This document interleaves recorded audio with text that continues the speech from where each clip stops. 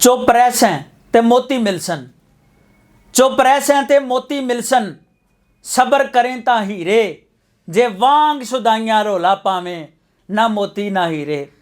سید العالمین صلی اللہ علیہ وآلہ وسلم کا فرمان مبارکہ ہے۔ حضور سید العالمین فرماتے ہیں جو خاموش رہا وہ نجات پا گیا۔ تو یہ جو حدیث نبویہ ہے اس کو بنیاد بنا کے آج ہم خاموشی کی افادیت پر، اہمیت پر گفتگو کریں گے۔ بزرگ فرماتے ہیں کہ جو خاموشی ہے یہ بہت بڑی نعمت ہے۔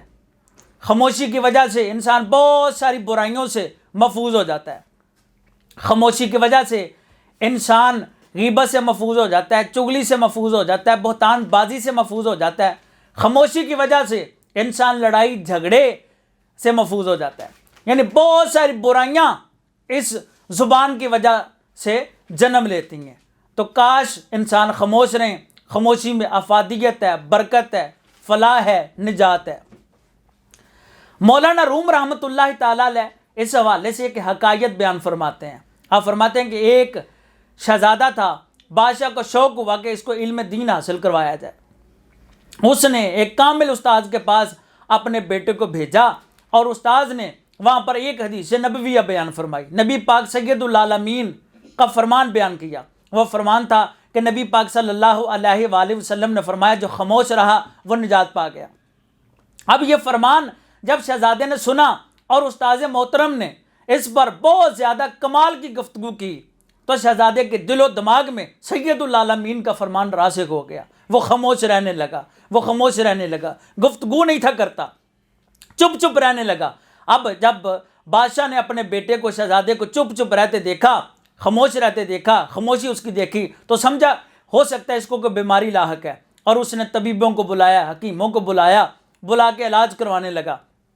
کسی نے کہا آپ کے بیٹے کو یہ مسئلہ لاحق ہے، کسی نے کہا آپ کے بیٹے کو یہ مسئلہ لاحق ہے، لیکن اصل بات کا کسی کو بھی پتہ نہ چلا۔ پھر اچانک ایک طبیب آیا، اس نے کہا آپ اپنے بیٹے کو یوں کریں کہ روزانہ کی بنیادوں پر سیر کو لے کے جایا کریں۔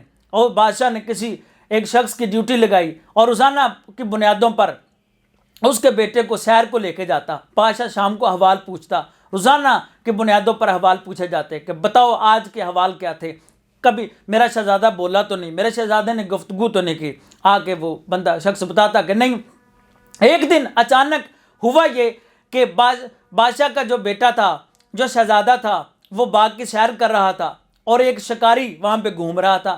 شکاری اپنے شکار کی تلاش میں تھا۔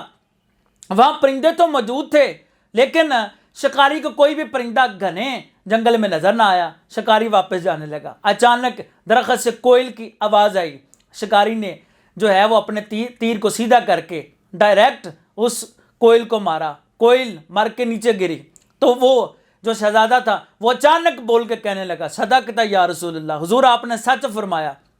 اگر یہ خاموش رہتی، کوئل بولتی نہ، کوئل گفتگو نہ کرتی تو آج بچ جاتی۔ اس کے بولنے نے اس کو مروا دیا۔ اب وہ جب واپس آیا شہزادہ، بادشاہ نے پوچھا ہاں بھائی کوئی احوال بیان کیے جائیں؟ تو اس شخص نے کہا بادشاہ سلامت، آج ایک عجیب منظر میں نے دیکھا ہے۔ ایک کوئل کو جب جو ہے وہ تیر کا نشانہ مارا ایک شکاری نے اور وہ نیچے مر کے گری تو وہ تمہارا جو بیٹا ہے، شہزادہ ہے، وہ کہنے لگا صدقت یا رسول اللہ، حضور آپ نے سچ فرمایا۔ تو بادشاہ کو غصہ آیا کہ یہ شہزادہ جان بوجھ کے اس کا مطلب نہیں تھا بول رہا، خاموش تھا، چپ تھا۔ اس نے جلاد کو بلایا، جلاد کو بلا کے وہ کہنے لگا کہ اس کو اچھے خاصے کوڑے لگائے جائیں، یہ قصداً خاموش کیوں تھا؟ ہم اتنے پریشان ہوئے اس کی وجہ سے، ہم نے طبیب بلائے، حکیم بلائے، لیکن یہ چپ رہا، خاموش رہا، بولا نہ۔ اب ہوا یہ کہ بادشاہ نے شہزادے کو جب کوڑے مروائے، جلاد نے کوڑے مارے تو وہ شہزادے کے منہ سے پھر یک زبان وہ کہنے لگا، شہزادہ کہنے لگا، اونچی آواز میں شہزادہ کہنے لگا، بلند آواز میں شہزادہ کہنے لگا صدقت یا رسول اللہ، حضور کوئل بولی تو اس کو مار پڑی، وہ مر گئی، اس کو نقصان پہنچا۔ حضور میں خاموش رہتا، میں نہ بولتا تو آج مجھے کوڑے نہ کھانے پڑتے۔